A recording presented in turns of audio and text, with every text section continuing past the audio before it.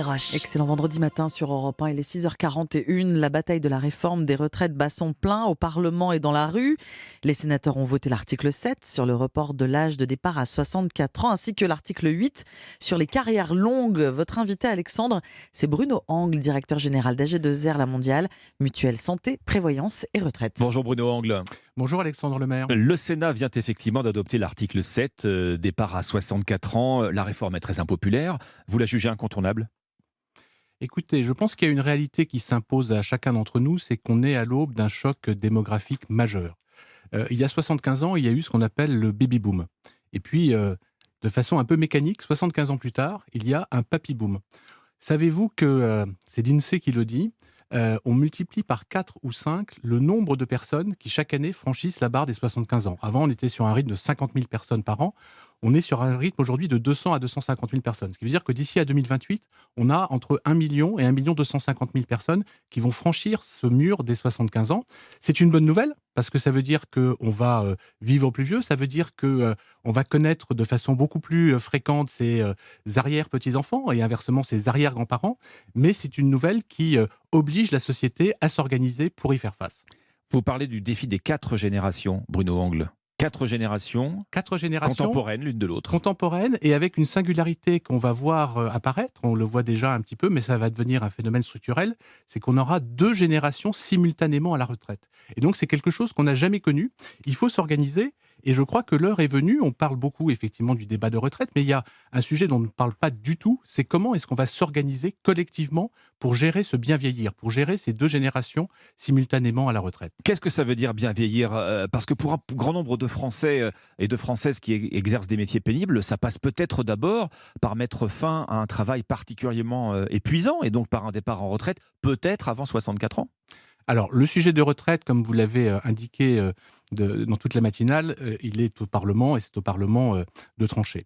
Nous, ce qu'on dit, c'est que ce sujet des retraites, tout le monde en parle, et il y a un autre sujet qui est une espèce d'éléphant sur la table, qui est comment est-ce qu'on s'organise en tant que société pour le bien vieillir. Et si je m'exprime ce matin, c'est parce que AG2R La Mondiale, c'est 15 000 collaborateurs, c'est 15 millions de clients, c'est 500 000 entreprises clientes, et on a le sentiment qu'on a un devoir sociétal à s'exprimer. Alors qu'est-ce que ça veut dire s'emparer du sujet ? Qu'est-ce que ça veut dire sonner la mobilisation générale ? Parce que je crois que c'est vraiment de ça qu'il s'agit. Ben, ça veut dire une palette de choses. D'abord, poser le débat, comme on le fait ce matin, puisque le constat a été fait, au fond. Le constat a été fait par différents gouvernements dans le passé. Mais moi, je crois que face à un problème, il y a toujours 3 temps. Il y a le temps du diagnostic, il y a le temps des plans d'action, et il y a le temps de la mise en œuvre effective des plans d'action. Et là, sur ce sujet-là, qui nous concerne tous pourtant, on a le sentiment qu'on est resté au niveau du constat et qu'on n'est pas dans les plans d'action. Ces plans d'action, pour nous, ils peuvent prendre des formes multiples. D'abord, il y a des outils qui ont été introduits par la loi PAC, par exemple, comme le plan épargne retraite. Ça, c'est un premier outil. On a un deuxième outil qui est tout ce qui est l'accompagnement des aidants. Nous avons une plateforme qui est www.aidonslesnôtres.fr sur laquelle vous trouverez tout un tas de solutions pour les aidants. Parce qu'au fond, les gens, moi je l'ai connu dans ma famille très proche, qui sont amenés à aider un proche en fin de vie, ils ont besoin d'être eux-mêmes aidés. Et ça, c'est un enjeu de société. Troisième élément, il faut imaginer pour demain des dispositifs innovants, comme par exemple la monétisation partielle du patrimoine des seniors, Oui. Du patrimoine immobilier des seniors. Oui. Tout n'est pas simplement financier. Bruno Angle, lorsque vous parlez du bien vieillir, vous mettez le doigt sur la question de la dépendance, hein, le 5e risque en quelque sorte, la perte d'autonomie. Ça, c'est un chantier énorme, extrêmement coûteux, et vous avez le sentiment qu'on ne l'anticipe pas suffisamment. On ne l'anticipe pas suffisamment et c'est pour ça que je parle de mobilisation générale. Je pense que c'est un sujet qui nous concerne tous.